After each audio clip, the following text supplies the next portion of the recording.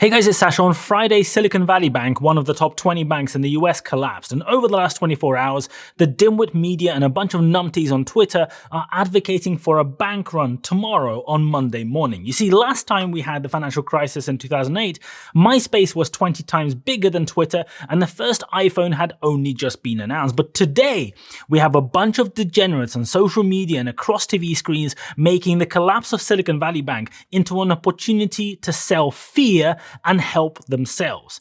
I want to share some thoughts on these imbeciles, and I apologize, but the language may occasionally be coarse because the situation has really got out of hand and I am pissed off. First up, Bill Ackman, the billionaire investor, went on a Twitter tirade because I am guessing he and his venture capital buddies have some money hanging in Silicon Valley Bank. He has been tweeting approximately 69 times every hour that the FDIC has to guarantee all bank deposits in the US by Sunday night, irrespective of the $250,000 insurance cap. And while they are at it, they should recapitalize the bank and give them a boatload of free money. When a few people pointed out that Bill Ackman is in fact a fucking clown trying to protect his investments, he said, "No, I don't have any direct exposure to SVB, nor does Pershing Square," before completely contradicting himself and saying, "I am personally an investor in some of the less well-known, mostly seed-stage venture and biotech funds and some early-stage startups that may have some exposure to SVB.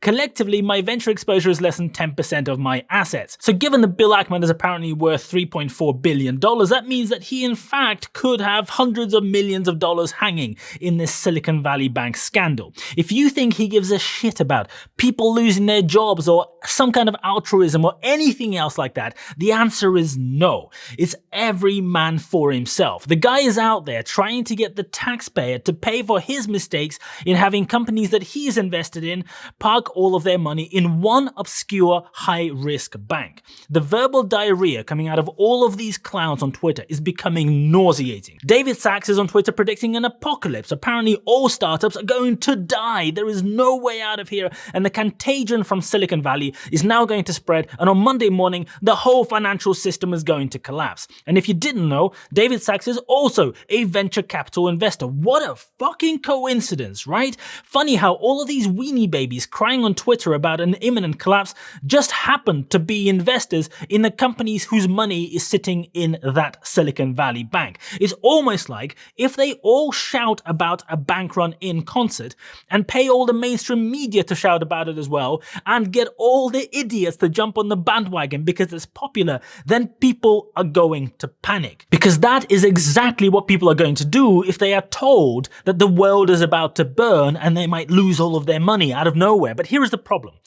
The situation at Silicon Valley Bank is very specific to Silicon Valley Bank. Reportedly, over 97% of the deposits at Silicon Valley Bank were not covered by FDIC insurance because they were well over $250,000. Almost all of the money, all of the deposits sitting in the bank are not retail deposits, they are business deposits. This is not the same situation as at every other bank. So don't listen to the pathetic rhetoric that this collapse will primarily impact regular people. That isn't the case. Regular people don't have over $250,000 sitting in their bank accounts, and regular people don't happen to bank with Silicon Valley. But then there's the argument that all of these companies are now not going to be able to make their payroll, and thousands of employees of those tech companies are going to lose their jobs. Well, here is a question.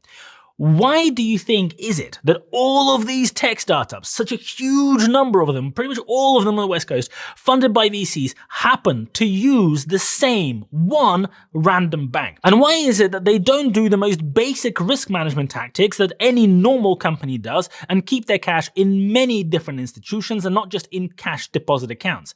The answer is because apparently many of the venture capital deals had a condition where these founders had to bank with Silicon Valley Bank and had to keep all of their money there. And the next question is, do you think any of these guys asked the question, why?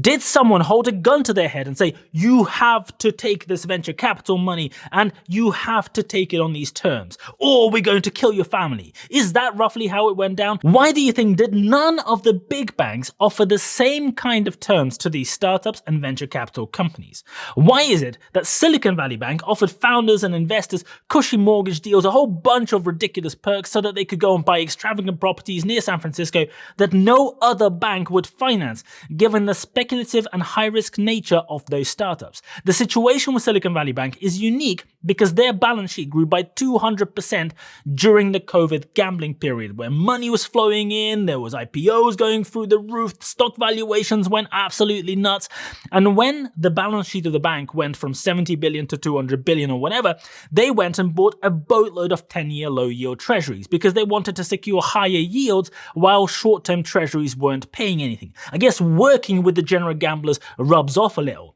And this is a management problem who have a fiduciary duty to appropriately manage risk at the bank, which they did not do.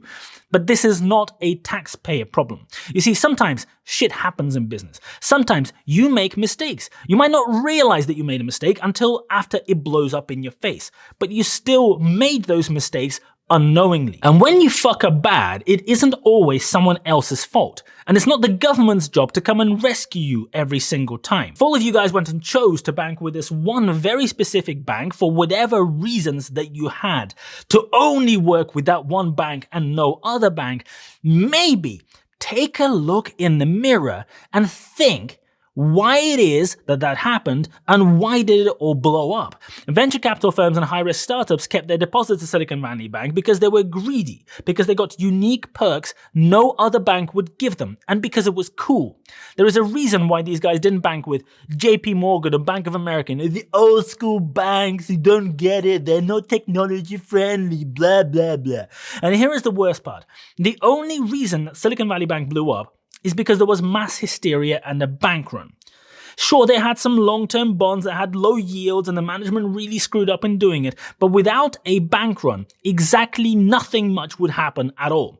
Over time, new deposits would go and buy higher yield bonds which would dilute and replace the low yield ones that are coming to maturation, just like how every other bank over time manages their balance sheets. As of the end of Q4, Silicon Valley Bank had $173 billion in deposits. This is customers' money, and they had $212 billion in assets, of which $120 billion sat in cash and securities, and another $74 billion was lent out. Their asset pile was 22% higher than client deposits. And when they liquidated their available for sale assets to pay for the bank run, they had to take a haircut of less than 9%.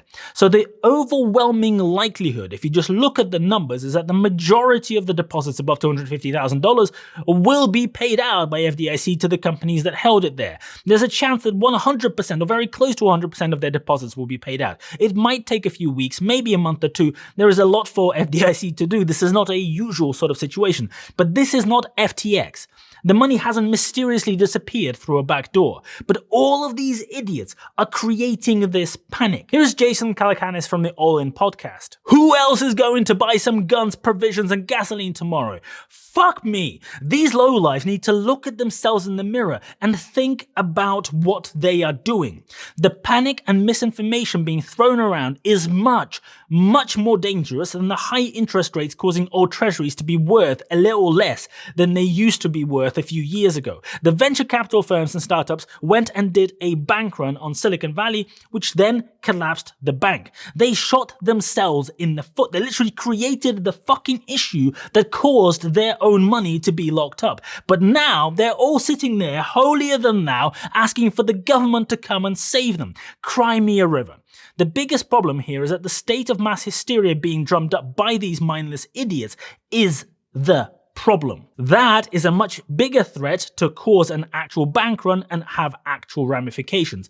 Bloomberg is now at it, CNN is at it, I'm sure later today everybody else is going to be at it, social media is exploding. This is extremely irresponsible because a lot of people are not financially savvy. A lot of people don't know that their regular bank account is FDIC insured for up to $250,000. A lot of regular people are going to consume all of this scaremongering and go queue up on Monday morning morning like they're being told outside their bank for no fucking reason whatsoever. And what will happen to all of these greedy fucks trying to whip up the hysteria just so they can get their money out of Silicon Valley Bank more quickly? Exactly nothing. And this is the problem. If the government comes out and guarantees all bank deposits in every US bank like these guys are asking, what is the incentive for any bank to actually do any risk management? What is the incentive to not gamble like a lunatic and try to make crazy money? What is going to happen to the executives of Silicon Valley Bank? Are they going to prison and serve serious time for fucking up big? No, I didn't think so. If the US government is going to guarantee every deposit in every US bank, then I suppose every US bank might as well just be nationalized. Or should the US taxpayer bear 100% of the risk and have a 0% stake? Is that the appropriate way to manage this? If every US bank is nationalized, I suppose these Silicon Valley venture capital firms and startup founders might actually have to pass, I don't know, stringent risk checks, maybe due diligence before, getting obscene loans to buy stuff where the company is loss-making, and have significantly more restrictive bank accounts without all the perks that are more applicable to the level of risk that their companies might run out of money any day. Or do Bill Ackman, David Sachs, and Jason Kokanis and all the rest of them just want the government to pay for every risk, for every misstep they make, like a 25-year-old asking mum and dad for a loan because they blew all their money on going out and a car they couldn't afford? So I am sorry, but can all the venture capital numbnuts go and kindly fuck themselves and stop trying to force mass panic just because one of their gambles blew up in their face?